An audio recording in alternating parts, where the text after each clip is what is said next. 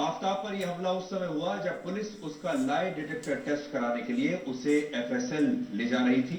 और हमें यह भी पता चला है कि जब आफ्ताब का लाई डिटेक्टर टेस्ट चल रहा था, उस दौरान ये तमाम लोग वहां पर बाहर खड़े होकर विरोध प्रदर्शन कर रहे थे। और बाद में जब पुलिस आफ्ताब को वैन में बाहर लेकर निकली तो इन लोगों ने तलवारों से उसके टुकड़े टुकड़े करने की कोशिश की और कहा कि आफ्ताब ने श्रद्धा के 35 टुकड़े किए थे और ये उसके 70 टुकड़े कर देंगे। इस हमले के समय आज तक की टीम भी वहां पर मौजूद थी और हमने ये देखा कि कुल 4 से 5 लोग आफ्ताब पर हमला करने के लिए एक गाड़ी में वहां पर आए थे और इस गाड़ी में 8 से 10 तलवारें और हथौड़े रखे हुए थे। इसके अलावा दिल्ली पुलिस का कहना है कि यह हमला हिंदू सेना नाम के एक संगठन ने किया है, जबकि हिंदू सेना ने अब से कुछ देर पहले एक बयान जारी किया है जिसमें उसने कहा है कि उसका इस हमले से कोई लेना देना नहीं है और इस हमले के पीछे इन लोगों की अपनी कोई व्यक्तिगत भावना रही होगी। हिंदू सेना इस तरह के हमलों का समर्थन नहीं करता और वो संविधान को फॉलो करने वाली संस्था है।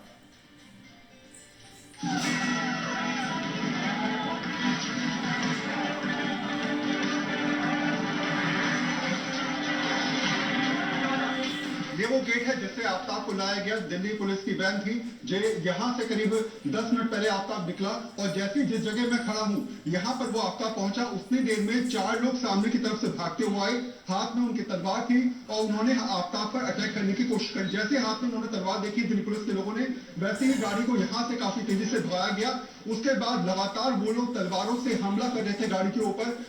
बीच चौराहे पर जो मेट्रो स्टेशन है वहां पर पहुंचकर एक ने बल्कि गेट को खोला भी और जैसे ही गेट को खोला उसके बाद उसने अंदर घुसने का प्रयास भी किया, लेकिन उतनी देर में दिल्ली पुलिस के सिपाही ने सामने की तरफ बंदूक तानी और कहा कि अगर आप अंदर आने का प्रयास करेंगे तो मैं फायर करने के लिए मजबूर हो जाऊंगा। तब जाके वो पीछे हटा, लेकिन उसके बाद भी लगातार वो तलवारें जो हैं वो वैन पर चला रहे थे। ये देखिए, अब जरा मैं आपको थोड़ा सा क्लोज दिखाना चाहूंगा। आप देखेंगे तो यहाँ पर आपको तलवारें नजर आ रही होंगी, साथ में जो है वो गाड़ी के अंदर अगर आप देख सकते हैं स्पष्ट तौर पे आपको तलवारें नजर आ रही हैं। थोड़ा सा मेरे कैमरा मैन करीब आए तो आप देखिए ये हथौड़ा आपको नजर आ रहा है, गाड़ी के अंदर आप देख रहे हैं पर्सन, ये हथौड़ा है, साथ में तलवारें आपको नजर आ रही होंगी। 5 मयाने हैं, यानी तलवारें लेकर वो जो भागे थे उनके मयाने यहीं पे छूट गई। हथौड़ा नजर आ रहा है, इसके अलावा उधर की तरफ आपको विकेट नजर आ रहा होगा। गाड़ियां खुल चुकी हैं। एक सामने की तरफ से अगर हम देखें तो आप समझ पाएंगे कि किस तरीके से प्रॉपर तैयारियों के साथ यहाँ पर ये पहुंचे थे।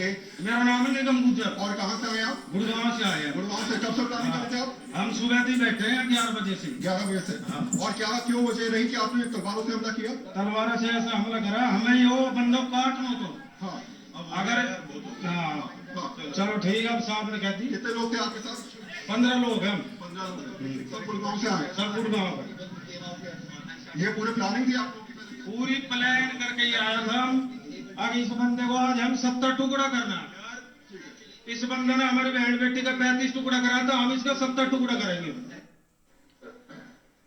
आज हम आपसे ये कहना चाहते हैं कि इस तरह के किसी भी हमले को जायज नहीं ठहराया जा सकता, सही नहीं ठहराया जा सकता। और भारत एक लोकतांत्रिक देश है, हमारा एक संविधान है जहां आफ्ताब जैसे अपराधियों को कड़ी से कड़ी सजा दिलाने के लिए हमारे देश में अदालतें हैं, हमारे देश का कानून है, पुलिस है।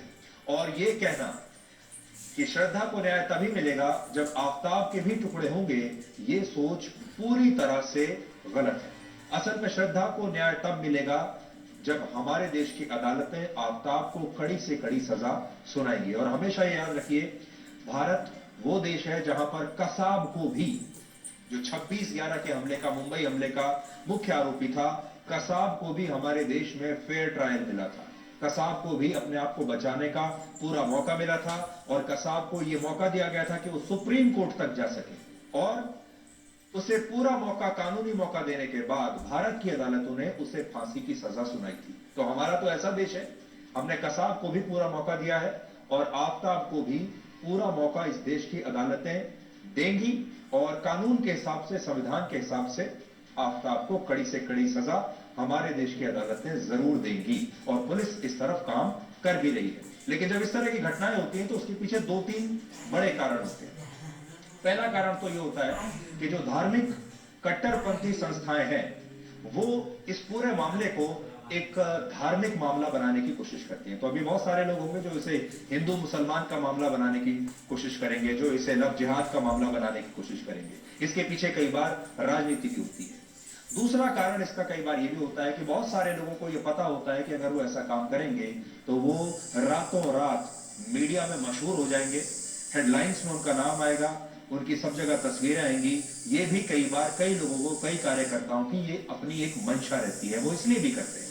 और तीसरी बात कई बार ये भी होती है कि वाकई में समाज इतना आहत हो जाता है कि समाज अपने आप से बाहर निकलकर विरोध प्रदर्शन करना शुरू कर देता है। हमने ऐसा बहुत घटनाओं में इससे पहले भी देखा है, और इससे पहले भी आपने देखा होगा इस देश में कई ऐसी घटनाएं हुई हैं जब देश के लोग अपने आप सड़कों पर उतर आए। आपको याद होगा जब निर्भया की घटना हुई थी, निर्भया मामले में भी हमारे देश के लोग कैसे सड़कों पर उतर आए थे, लेकिन उन सब ने लोकतांत्रिक तरीके से विरोध प्रदर्शन किए थे। किसी की हत्या करने की कोशिश नहीं की थी, कोई खून खराबा नहीं किया था, जो कि किसी भी लोकतांत्रिक देश के लिए या समाज के लिए सही नहीं है।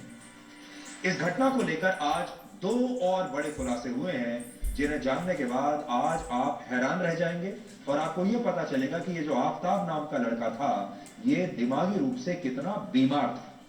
पहला बड़ा खुलासा यह है कि श्रद्धा के अलावा आफ्ताब की 8 और गर्लफ्रेंड्स थी, यानी 8 और लड़कियों से उसके संबंध थे, और ये सभी 8 लड़कियां हिंदू समुदाय की थी, हिंदू लड़कियां थी। और बड़ी बात यह है कि श्रद्धा की हत्या करने के बाद आफ्ताब इन सभी हिंदू लड़कियों के साथ लगातार संपर्क में था, और इनमें से ज्यादातर लड़कियों से वो ऑनलाइन डेटिंग एप्स पर मिला था।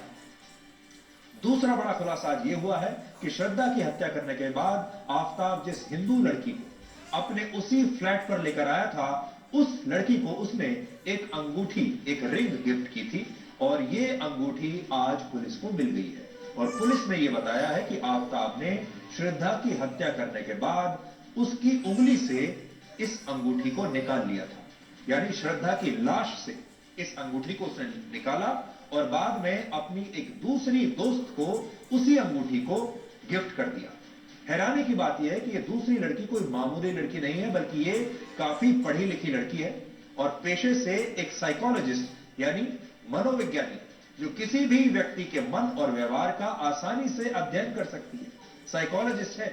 लेकिन सोचिए, एक साइकोलॉजिस्ट होते हुए भी ये लड़की आफ्ताब की झूठी बातों में आसानी से आ गई, आफ्ताब को पहचान नहीं पाई और उसने आफ्ताब पर आंखें बंद करके विश्वास कर लिया। सूत्रों से हमें यह भी पता चला है कि पुलिस को इस हत्याकांड में इस्तेमाल होने वाला हथियार अब मिल गया है, जिसकी अब फोरेंसिक जांच कराई जाएगी, यानी वो हथियार जिससे आफ्ताब ने श्रद्धा के टुकड़े टुकड़े किए थे, वो हथियार अब पुलिस को मिल गया है। तो ये हथियार जो है ये एक बहुत ही बड़ा सबूत माना जाएगा इस पूरे मामले में, इस पूरे केस को सुलझाने में। तो ये एक बड़ी बात है।